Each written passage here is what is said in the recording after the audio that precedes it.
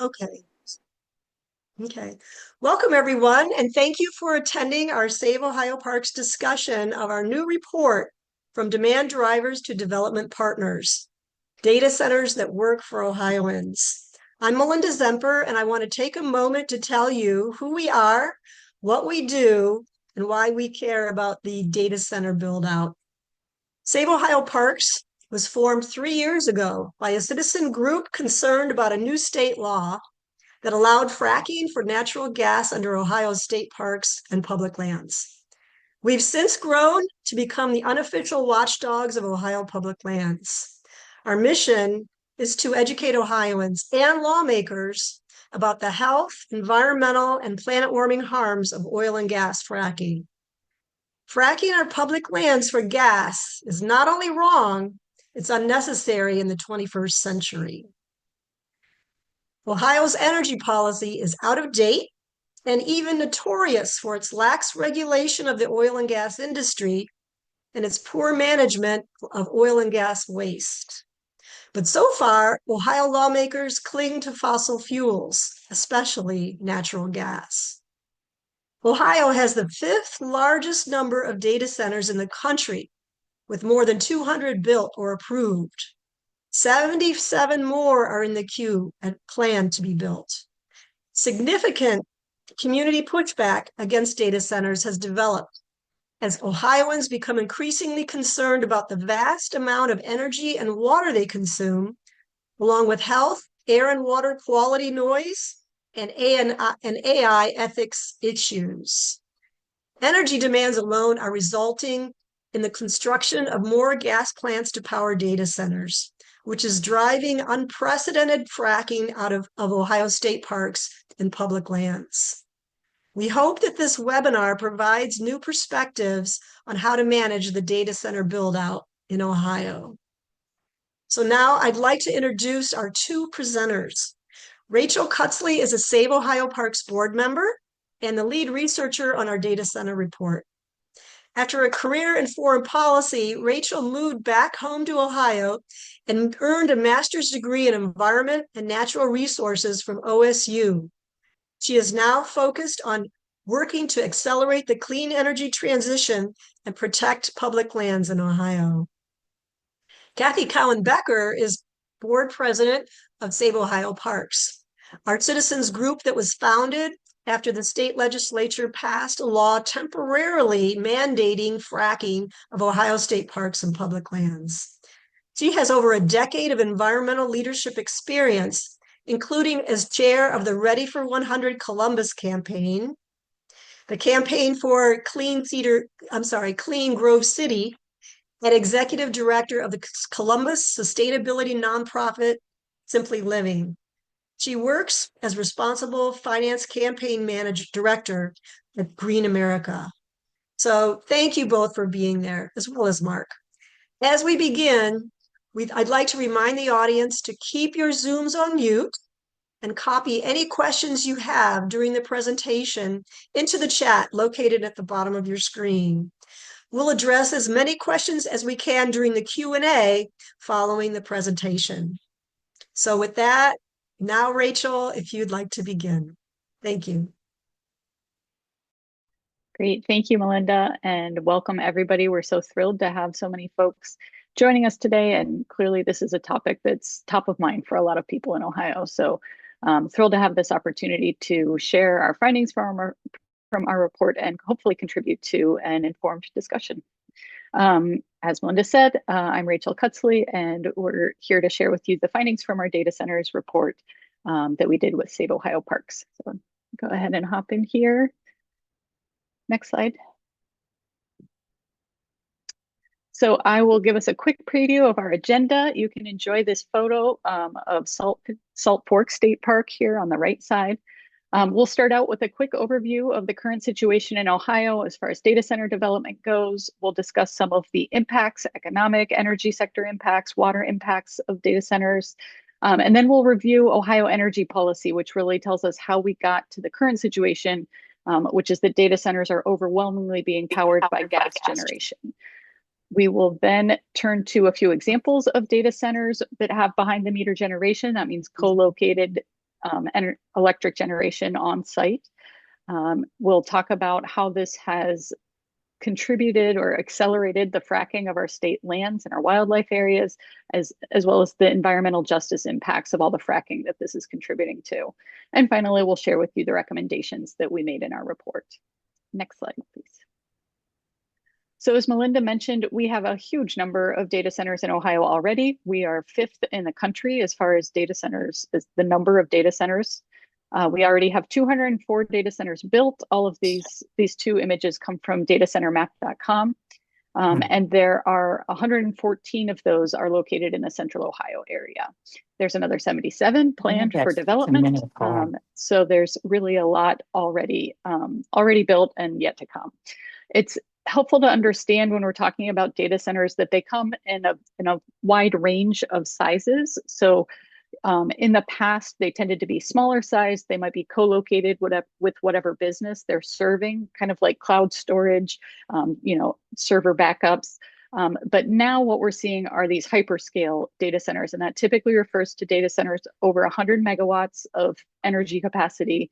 And so these are the AI data centers that you hear about. So they are really huge in terms of their energy use. They are physically very large. They're like multiple buildings, multiple warehouses. And that's what we're seeing, going forward as far as the planned development. So that's really what's made this discussion so timely at the moment in Ohio. Next slide, please.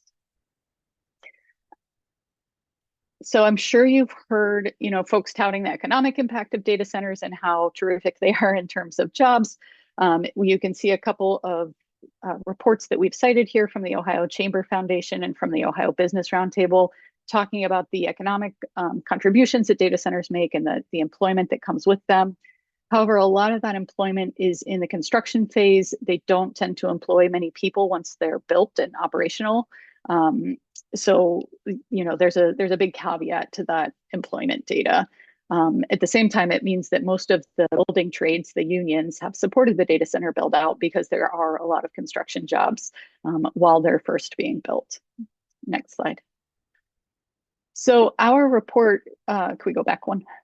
Our report really focused on the energy sector impacts of data centers. As we said, the size of these data centers and the energy that they consume has grown enormously. They're now really just huge, both in terms of their physical size and their energy use. Currently, the 200 data centers that we have in Ohio make up about 5% of all of Ohio's electricity demand. So they're already a significant portion of our energy use.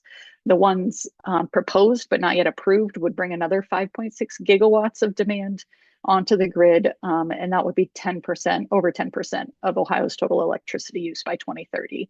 So as you probably learned in Economics 101, when demand goes up, prices tend to go up. We've already seen, I think, all the utilities in Ohio asking for rate increases. That bottom bullet there says, is a quote from the dispatch that found that data center build out could increase electricity prices or electricity bills by $70 per month for regular households. So that is a huge increase. And it's also helpful to understand that there are indirect costs associated with meeting all of this energy demand. So the utilities have to build out more transmission infrastructure to get the energy from wherever it's generated to the data centers. And typically the cost of making those transmission upgrades is distributed to all of the ratepayers, which means you and me.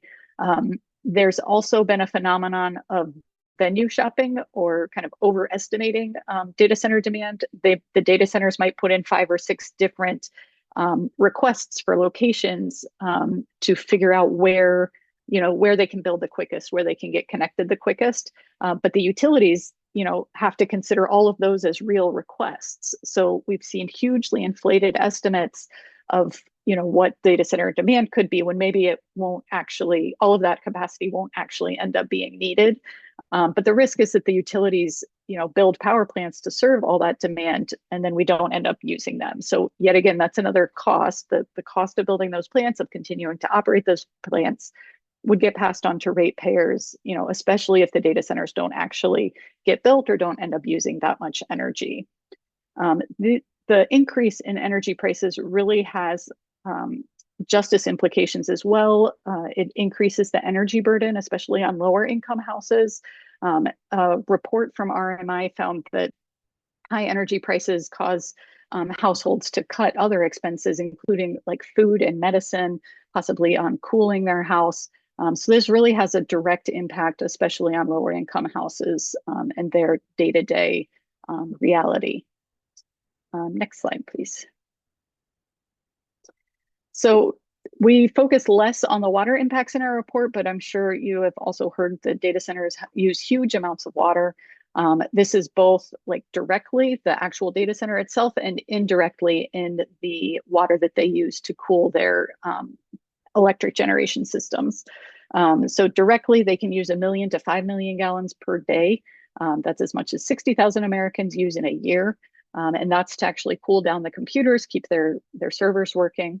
And the Ohio EPA has proposed a general permit that would allow data centers to use and discharge Ohio's fresh water without getting specific permits for each data center. Indirectly, as I said, thermal energy generation, like a conventional gas plant, requires vast amounts of water to cool down the plant because it's burning gas to generate electricity. So that's another big use of water. There's also huge amounts of water used to frack for this gas. So most of Ohio's gas is gotten from fracking. To do that, you use 40 to 60 million gallons of fresh water per well that's shot down underground to force the gas out. But then that water also comes back as this toxic wastewater. It's radioactive, and it can never go back into the water supply. So that water has to be disposed of by putting it into these injection wells, and it is permanently removed from our freshwater resources. So again, this is just a huge use of water, not just from the data centers, but also from where they're getting their fuel. Next slide. So we're shifting here to look at the policy around data centers and kind of how they are approved and permitted.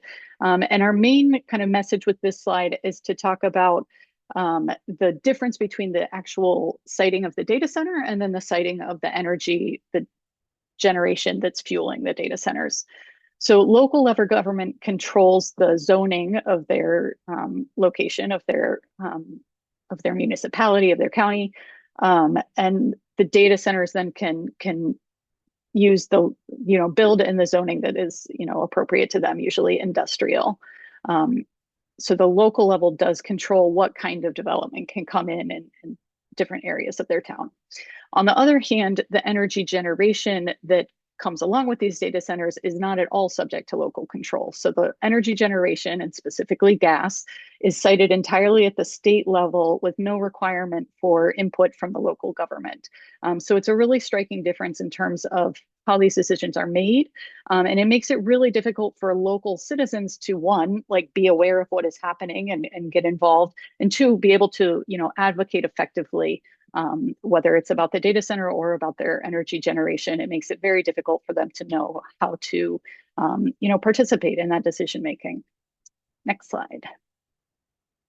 So we want to talk about Ohio's energy policy to understand how we got to the current situation. And as I kind of mentioned in passing, the current scenario is that data centers are overwhelmingly being built to be powered by gas, by fracked gas in Ohio. And the trajectory of Ohio's energy policy has been a very consistent effort to squash the renewables industry, make it very, very difficult to build wind and to build solar, while at the same time facilitating gas development, consistently over the years. So that kind of trajectory starts back in 2008. In 2008, actually, we established our renewable energy portfolio standards, creating targets for how much of our electricity would come from renewables, and also establishing energy efficiency targets. Then in 2014, we see these moves start to kind of, crush the renewables industry. In 2014, they froze the renewable energy standards and the energy efficiency standards. So they, said, we're not going to increase these targets. We're going to keep them, where they are. And then we adopted the most draconian wind wind setback law in the country, requiring more than 1,000 feet between a wind turbine and the nearest property line. So that really stopped wind development in Ohio. You saw a very steep drop off from what had been previously. There were over 3 gigawatts of wind projects pending at the time that that law took effect, and we saw most of those just disappear. It's just not economical to build a wind project with that amount of setback. Then in 2019, we had House Bill 6. This is, of course, very well known, recognized in the press as possibly the worst energy bill of the 21st century.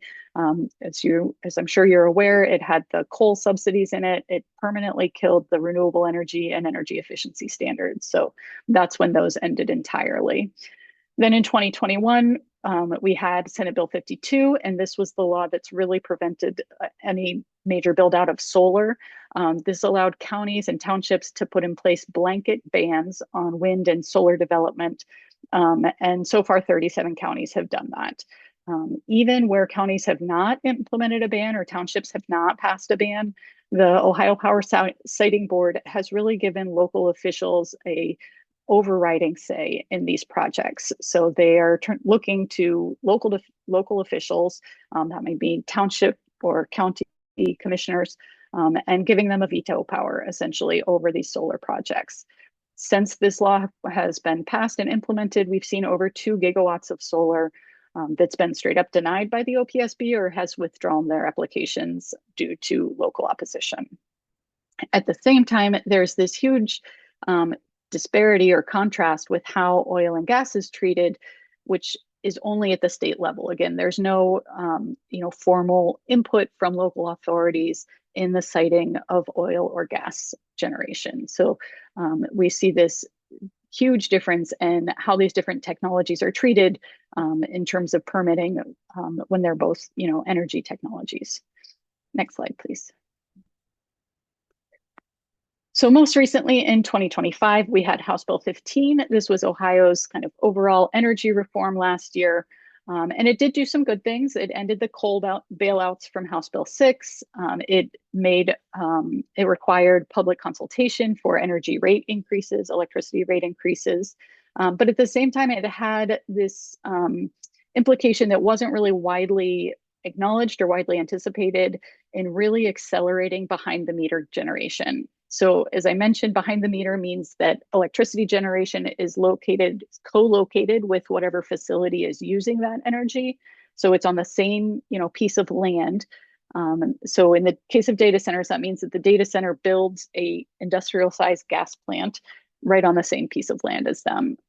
And House Bill 15 accelerated the permitting of those projects, saying that if a project is behind the meter, if it's not connected to the grid, it can be permitted in as little as 60 days. So there's no public notification required, there's no public information session, there's no public hearings, and the local officials have no say in whether or not these gas projects get approval to be built. There's not even a formal vote by the Public Utilities Commission. It goes through just this procedural approval, and then in 60 days, you can have a full industrial sized gas plant being built right in these residential areas. And that's in fact what we have seen happening. So I believe now I'm going to turn it over to Kathy, and she is going to walk us through some of the examples. Oh, I've got one more slide. Sorry. So summarizing the findings of our report here, and really just to drive home the difference in how these technologies are treated. Our report found that since 2014, since we started implementing these restrictions on renewables, we've lost over 5 gigawatts in solar and wind projects that were planned or in the process of being developed in Ohio. Coincidentally, that's almost exactly the same amount of demand from current data center requests with AEP. So it's just really striking that we kind of created this situation, this energy crunch by not building out our renewable sector when we had the opportunity to do so. So this is a policy problem that landed us in this situation. And again, it just really contrasts with our Ohio's support for gas and accelerating and making that gas development much faster and much less subject to local input in those siting decisions. So now I shall turn it over to Kathy to walk us through what that has looked like in practice. All right, thank you so much. Hopefully everyone can hear me. It says that I am unmuted. So I'm going to give you some examples of what this has looked like in practice with behind the meter gas powering data centers in Ohio, and then and go from there. So the first example is in Hilliard, Ohio. That's a suburb of Columbus. It happens to be where I live. And there, almost as soon as House Bill 15 passed, we found out that this Amazon data center, which is on Scioto Darby Creek Road, and it's right next to a big neighborhood. Here's an aerial view of some of the houses in that neighborhood. You can see how close they are to that data center. This neighborhood is called Darby Glen, and there's several hundred homes there, plus an elementary school, and there's literally a park right next to the data center site as well. And we found out that this data center was going to be getting a 73 megawatt fracked gas fuel cell. So a fuel cell is somewhat better pollution-wise than a gas turbine combustion plant because the electricity is created through a chemical reaction in the fuel cell rather than by burning it. So you don't get some of the particulate pollution, but you do get a lot of carbon dioxide. And we also learned that, 73 megawatts doesn't sound that big, but that is huge for a fuel cell. It's actually the largest in North America. There's maybe one or two bigger in Korea, and that's it. Fuel cells normally come in like 10 or maybe 20 megawatt sizes. So it's called a fuel cell, but there's going to be actually 228 of these fuel cells. They measure about 3 by 4 feet by 14 feet tall, and that's going to be on the grounds of this Amazon data center. What you see there is 3 or 4 of the buildings. There's 7 buildings in there total. It's just the scale of these data center complexes is so big you just can't get it all in a picture. This amount of carbon dioxide that is going to emit is about 1.5 million pounds per day. It's as if you took 66,000 cars and you parked them there and you just let them run 24/7. And this is happening right next to, like I mentioned, homes, a school, a park, and the Columbus Humane Animal Shelter is just on the other side of that data center. It's the largest animal shelter in the county. And this one did go through this accelerated review process set up by House Bill 15. There was no public notice, no public hearing. They sent letters to a few of the people, possibly in the houses you see that are directly next to it, but not even everyone in the subdivision got a letter. And there was no consultation with local officials. AEP is going to be running this fuel cell, and they literally told the city of Hilliard, well, we got approved at the PUCO, and we got a permit from the Ohio EPA, which, by the way, the Ohio EPA in their air permits, they do not consider carbon dioxide. They consider other pollutants, but not that. So they didn't even, the fact that this is going to emit so much CO2 just wasn't even considered in their awarding of that permit. All of that happened before anyone really had any idea what was going on. And as you can imagine, it's been pretty traumatic for the people of Hilliard, especially the people living in this neighborhood. Okay, let's see, next slide. So the next one we're going to talk about is in New Albany. And New Albany that's another suburb of Columbus on the east side of Columbus. This is basically data center central. A lot of the data centers that are in central Ohio are in New Albany. They have a large industrial park there. You might be able to see on the map to the left that there are some homes around there, but it is a pretty big industrial park. What you're looking at here is the Facebook Prometheus data center. It is the first 1 gigawatt data center. A gigawatt is 1,000 megawatts. And I think there's maybe a couple of other bigger data centers being proposed or being built elsewhere now, but it was the first one that's a whole gigawatt. In the photo on the left, you can see a number of the large buildings around it. And then on the right, you can see the tents. And this is something Meta is basically known for, is they don't want to take 2 years to build a building, so they take 2 months. And these are literal enormous tents with millions, maybe billions of dollars of chips inside them that Meta builds out very quickly. And there will be 2 behind the meter gas plants supporting this center. They're also going to be calling on some nuclear. The 2 nuclear plants that were at the center of HB6 are going to be, they're very old nuclear, but they are going to be contributing some of the power for this, and they're going to be building some nuclear in Pike County later on. But right now they're building these 2 gas plants on scene. You can see where the Socrates South gas plant is going right next to these tents. And then there's a Socrates North that you can't see on these photos, but it's about a mile, maybe a half mile or mile north of here. This is also where the Intel project is in this industrial park. And just, all the big names of data centers are there. Microsoft, Google, Amazon, all have data centers there. Others you might not have heard of, Edge Connects, Collegix, QTS. There's some new names I've learned of, but there are just a lot of data centers. If you were ever in the area, drive through there, because the scale is just hard to believe. It's hard to understand unless you see it for yourself, how big these are. The next one we'll talk about is in Wood County. That's where Bowling Green is. And there's another Meta Center up there that is getting a behind-the-meter gas plant. Now, that one was done on the accelerated review process with no public notice and no public hearing and an automatic approval. But they also got the local officials to sign non-disclosure agreements. So no one knew what it was for a long time because Meta bought the land through a shell company. It was referred to as Project Accordion, and people were wondering, what's that? And they couldn't get any information because the local officials had signed NDAs. But eventually, when the gas plant went to the Ohio Power Siting Board, they found out that it's called Apollo is the name of that gas plant, and 350 megawatts, and it'll be powering this data center complex. And that went through very quickly through the Ohio Power Siting Board. It was really difficult for people to even find out what was going on. And by the time they did, it was almost too late to leave a public comment. So if you go to the case in the OPSB, you won't see many public comments just because people didn't know what was going on. And there was no time for opposition to form. So with some of, for example, the solar projects, those take months and often years. And if there is opposition, it has time to form, to coalesce, to really get going, to submit a lot of comments. With this accelerated review, you don't have that because it's very hard to even find out what's going on.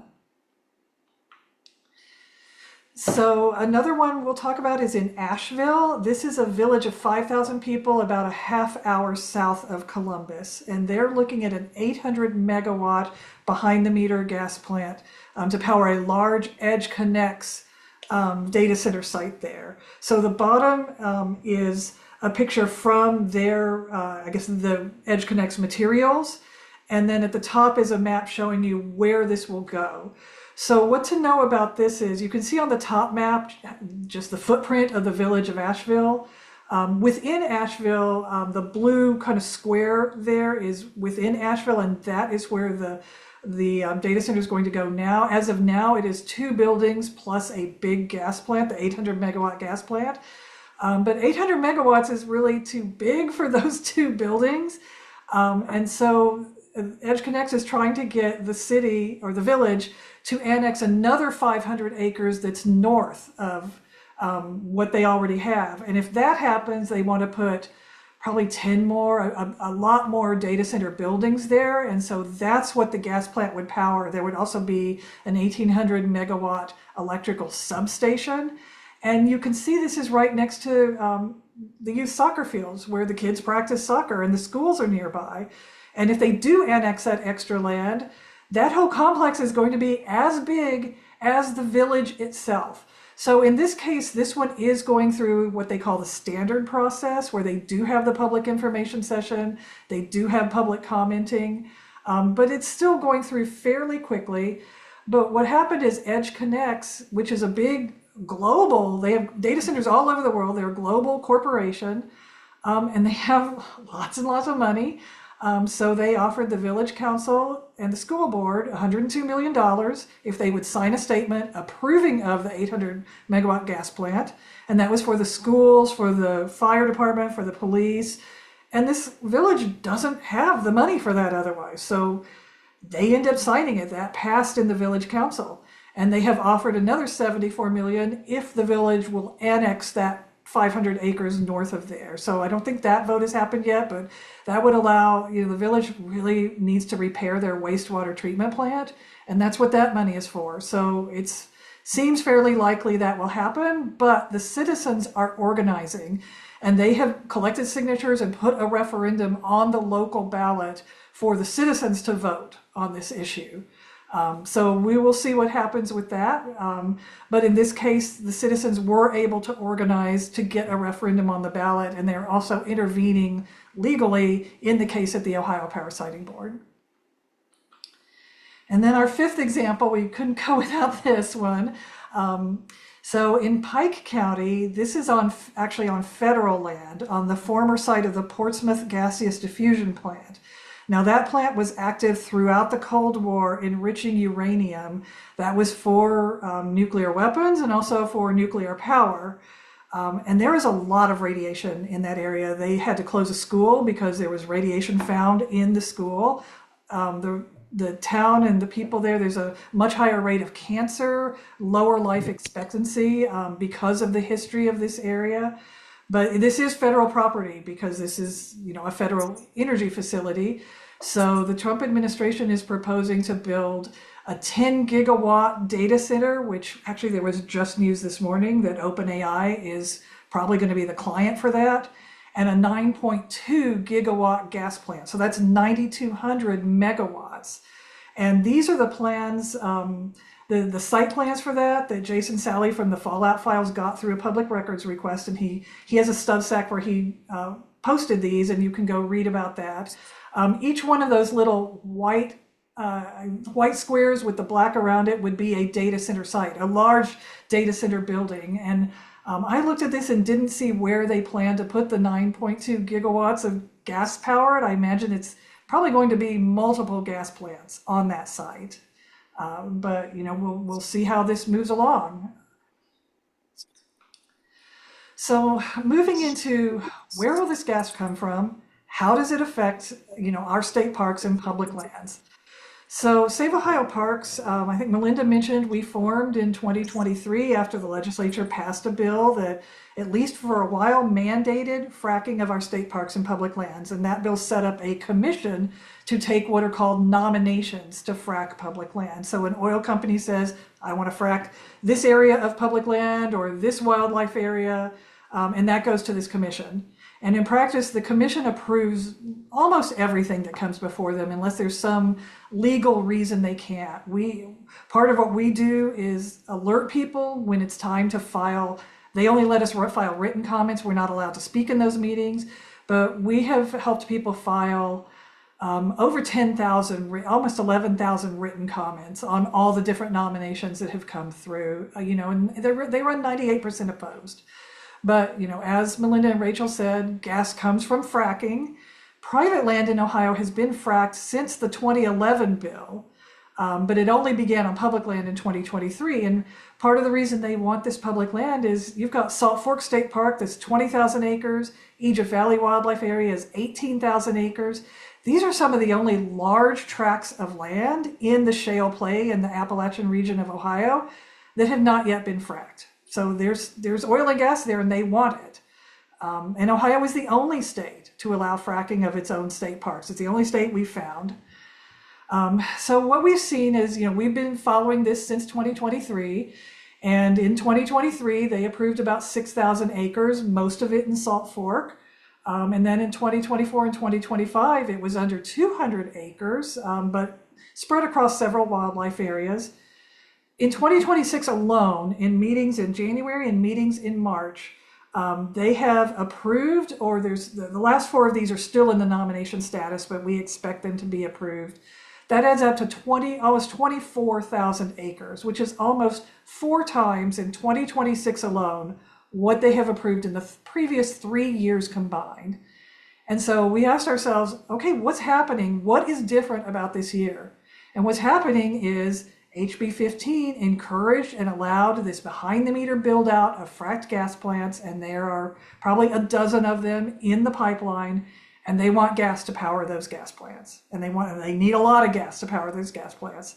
So that's what's happening. This is directly affecting the amount of fracking of our public lands. So this has a lot of environmental justice impacts, both for people living near the fracking sites in Appalachia and for people living near the gas plants where these behind the meter gas plants are going. So we know from lots of health studies that children living near frack pads where fracking is going on, that they're several times more likely to be diagnosed with leukemia. We know through our own public records requests of one of our board members named Jenny Morgan requested public records of oil and gas accidents and incidents from 2015 to 2023 and was shocked to find about 2,000 reports, which means there's some sort of accident or incident every 1.5 days, like regularly. Some of these might be a leak or a spill, but they have to reach a certain level even to be reportable. Some of them are one of the brine trucks that transports the fresh water in and the frack waste out.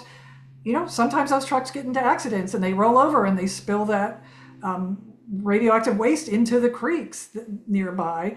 And then we've had some explosions. So last year there was an explosion at a well pad that was about 5 miles outside of Salt Fork. And if that happened right next to Salt Fork, say, how would you evacuate a 20,000 acre park? It would be very difficult to do that.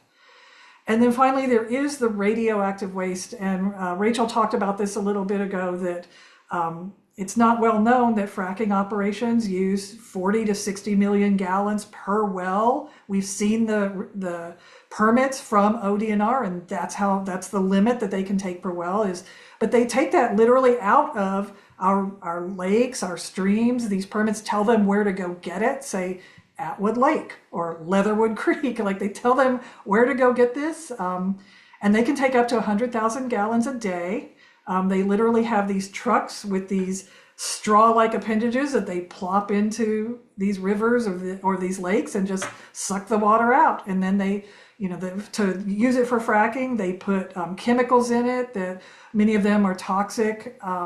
And those are meant to break apart the rock so that the oil and the gas comes out. They put sand in it, they inject it in high pressure. But when it comes back up, it brings up a radioactive waste radioactive elements under the earth they're naturally occurring, but they come up in like radium-226. And there's a journalist named Justin Nobel who's written a book about this that we would highly recommend.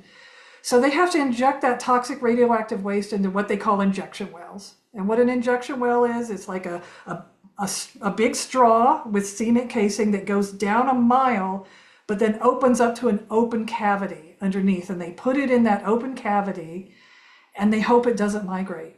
But sometimes it does. And that toxic waste will go to and they'll find another straw. And because it's at high pressure, it'll come up other straws. It'll come up into orphan wells. It'll come up into other production wells. And in other states, it is actually contaminated drinking water. So people in Marietta, Ohio, are very concerned about their drinking water because they have more of this toxic waste being injected in that county than anywhere else in Ohio. So that's where people live in fracking, some of the environmental justice concerns there. Now we have a new environmental justice concern with the gas plants that are taking this gas, and most of them are these combustion plants. So the combustion process emits a lot of different pollutants, sulfur oxides, nitrogen oxides, carbon dioxide, carbon monoxide, volatile organic chemicals. But a big one is fine particulate matter. And that fine particulate matter you breathe it in, it gets into your lungs, your bloodstream, your heart, your brain. And it's known to cause a lot of, health problems, health concerns, health issues, asthma, bronchitis, heart attacks, stroke, neurological damage, and even cancer. So a Harvard public health study found, they looked at a data center in Virginia, similar to what we're getting here, and has behind the meter gas plants. And they estimate $53 million to $99 million per year in health damages to the community around that data center in Virginia. So we have a series of recommendations, and I will try to wrap this up quickly in the next couple of minutes. And this is in our data center report. I think Mark put a link to that in the chat. Our first recommendation is to put a moratorium on data center approvals until new regulations can be adopted. These are recommendations for Ohio policy. Prohibit the use of non-disclosure agreements, require public consultation and citing. What happened in Hilliard and Wood County should just not be happening. We'd like to see an update to several Ohio energy laws. So community energy would allow people to set up, there'd be a like kind of a smaller solar project, but people could buy into some of that energy, even though it's not connected to their house, and count that as some of their energy use. Virtual net metering would allow an off-site solar or wind project to power a data center. Like if it was a utility scale, it would make enough electricity to power a data center, but not be attached to the way their law is written now is it has to be on the data center property. And solar and wind have bigger footprints. So if we had virtual net metering, that power could power that data center, go on the grid and be counted that way, but it wouldn't have to be directly attached. And then we're asking for demand response flexibility. So that would be asking, say, a data center to power down just a little bit, maybe cut power 10% during peak times, and that would save a lot of energy. It would also prevent the need for what's called peaker plants. So sometimes gas plants are built, they're called peaker plants.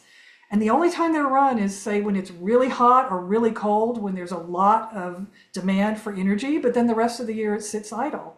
So you have all that infrastructure there. Well, if you had solar and wind and you had data centers strategically managing their demand, then that's demand response flexibility.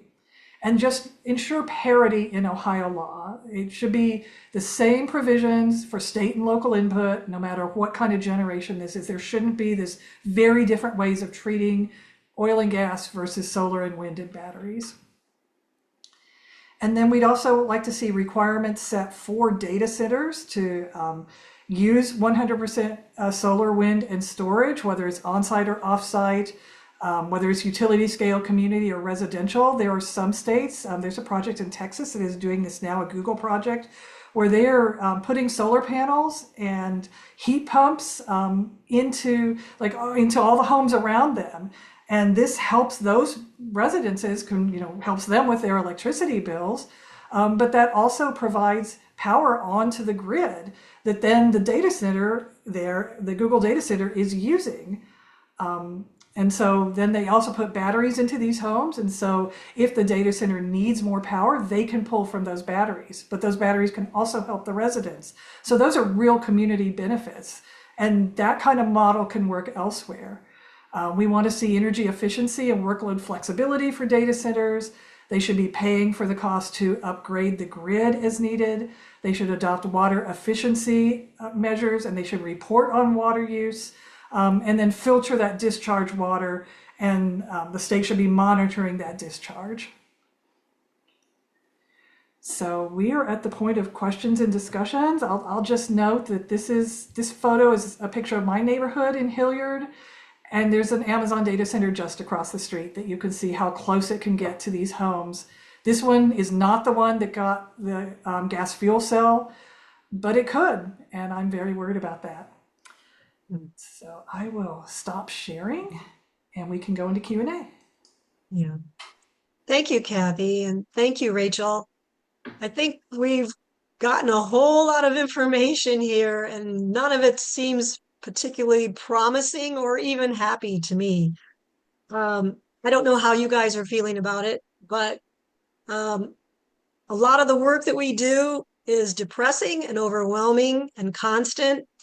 But that's what it takes in order to get positive results. So we do believe as an organization that people need to challenge authority, contact their local lawmakers, and tell them exactly what they want, ask them questions, demand transparency, and vote accordingly. So going through that, let me go through a couple of questions here in the chat. The first one is actually the last one. Why don't we go with this one? Kathy, and this will be for Kathy. Kathy, can you hear the hum from the data center near you? Do you experience light pollution? And what other direct impacts do you experience from data centers near your neighborhood? Yeah, that's a really good question. The houses that are much closer to the data center than mine were hearing noise and hum, and they complained about it, and they complained to the city about it, and the city talked to Amazon, and I'm not sure exactly what Amazon did, but they did address that issue. This data center uses lights that are the kind with a shield where they're aimed downward. So we don't get a lot of light pollution there. Of course, it's not the most attractive thing to look at. The main things I'm concerned about is if they are running the diesel generators, every data center has, several, like dozens, if not a couple hundred backup diesel generators, and those can be very polluting. And then the other thing I'm worried about, this one has evaporative cooling, most of them do. So that's putting evaporated water out into the atmosphere. But what else is in that water? And I don't know. So those are some of the things I'm worried about. Thanks, Kathy. The next one was also inserted in the chat. Do we really need all these data centers? Some of the eco power options are also an issue for wildlife. And I don't know who would be best for this. Maybe Rachel, why don't we start with you? And Kathy, you can, pop in if you feel the need. Yeah, I think that's absolutely a valid question, and that should be something that the public is participating in the discussion around this. That's how democracy is supposed to work: is the people participate in the decision making, or their elected officials, hopefully reflect their constituents' views. We didn't really delve into the question of how many data centers should Ohio have. Like I said, I think it's a very valid debate. I know there's lots of concerns out there about the ethics of data centers, their potential implications, especially of AI. But that was just kind of outside the scope of our report. I think, for me, what I wanted to, explore with this report is, are there ways that data centers can be benefiting Ohio? Are there ways that we could use this? If we accept the premise that data centers are this great opportunity that's going to benefit Ohio, can we make sure that they actually do benefit Ohio residents, not just, the developers that are making money off of these, but can we find ways that they have real and concrete benefits for the regular people of Ohio? And I think the recommendations that Kathy just went through do show some ways that these developments, that this investment could be used more effectively to benefit Ohioans. So building out rooftop solar, on all the houses around a data center, for example, would be a direct benefit for those houses, and let them, mitigate some of the harms to consumers in terms of rising energy costs, and also make sure that they do see some actual benefit from these data centers going in. Okay. Yeah, thank you, Rachel. Kathy, did you want to add anything to that?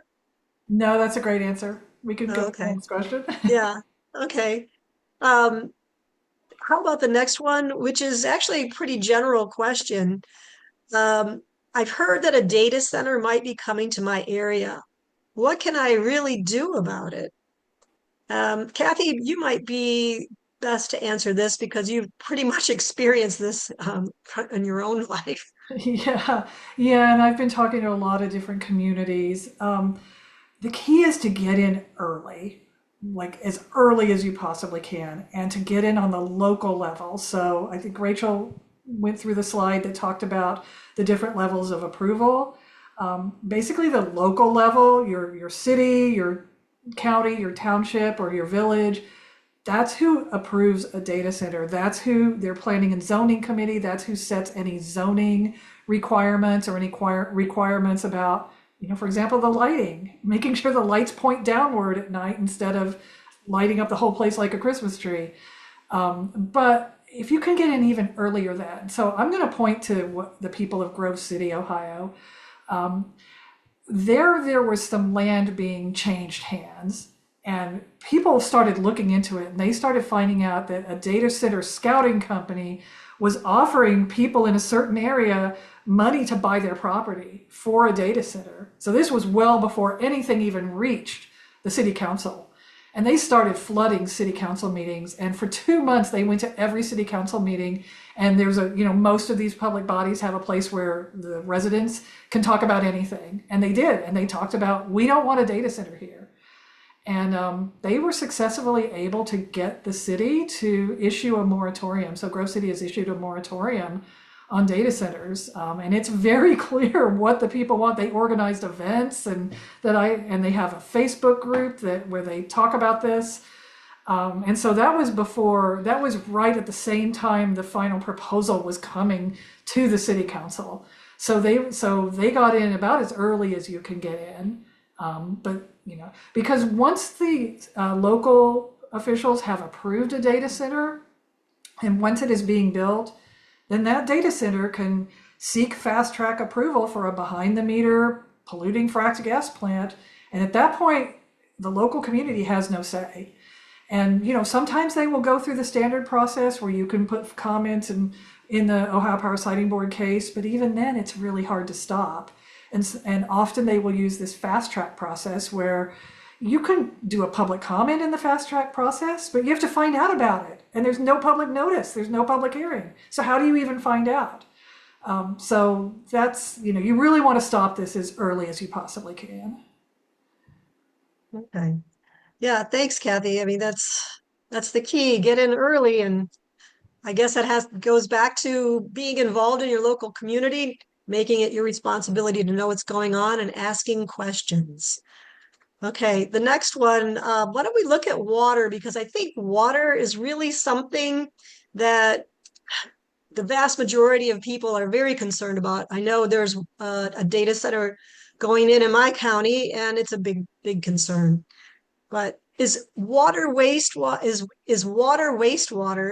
from data centers tested for PFAS? And can this PFAS be filtered out by municipal water treatments?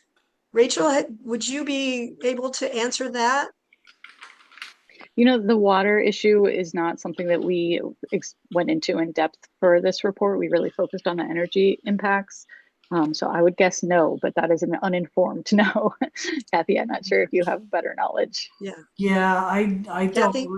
don't really know exactly. Then I think it may be in this general wastewater permit, but it's very hard. The local, as I understand it, the local water treatment plants can't treat for PFAS. So Okay. that's Yeah, something that that's needs to something be that, brought up. yeah.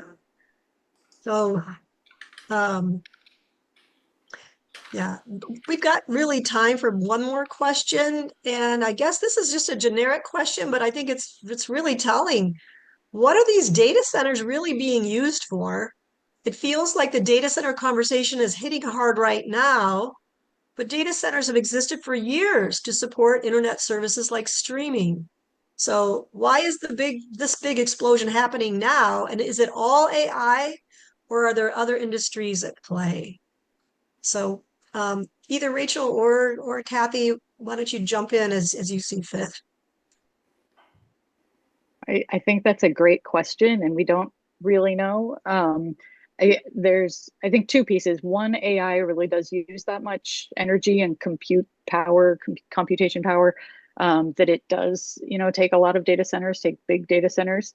On the other hand, I think there is also a lot of speculative activity. So, as Kathy mentioned, sometimes it's like a shell company or a developer, not even linked to one of these big companies, that is building out a data center, in with the idea that they'll be able to sell it or rent space basically to Meta or Google or some of these big companies, because they're so desperate for data centers and to get them up and running quickly.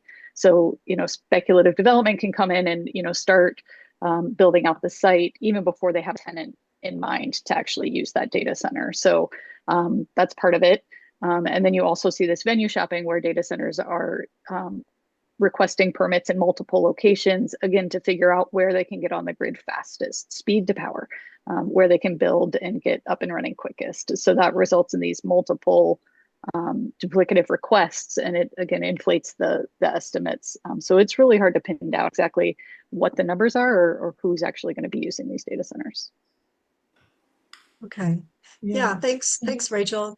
Did you have anything for that, Kathy? We're just about 2 minutes out in terms of time.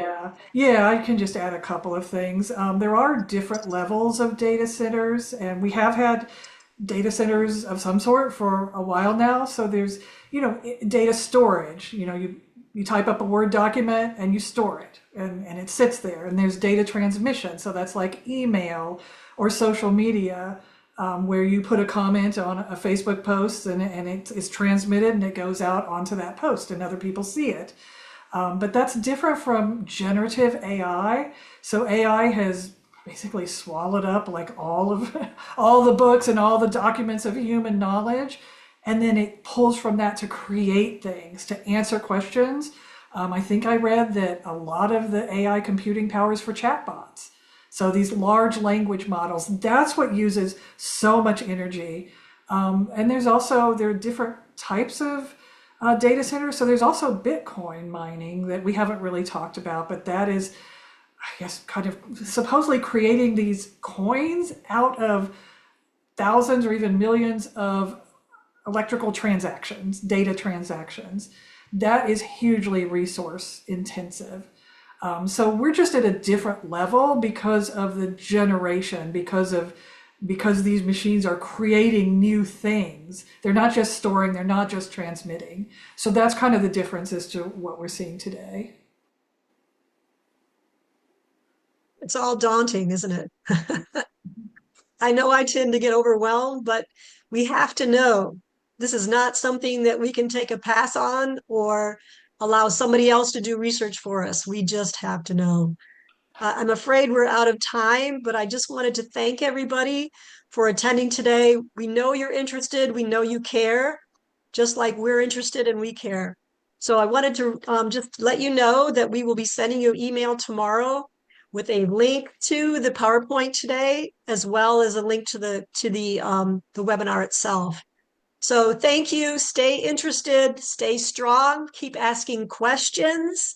And I think that we need to do more of these webinars in the future. So thanks very much, everyone. Bye-bye. Hi, thank you all. Thanks, everybody.